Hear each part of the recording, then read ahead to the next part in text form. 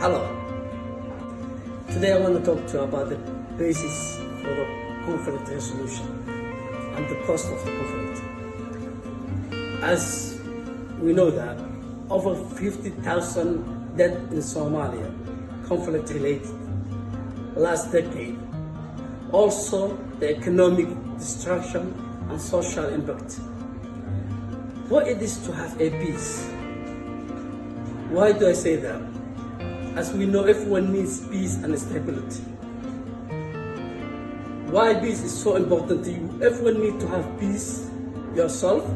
You need to have peace your family, peace your friends, peace your community, peace with your country, so we can have a future bright in our country and our people having a peace. I just want to talk to you about hatred. Hate is a disease. Disease can kill your neighbor, kill your friends, kill your community, kill your country, and at the end, that disease will kill you too.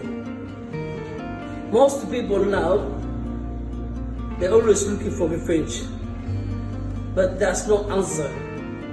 Dialogue is the answer. Like Rwanda, long-term peace.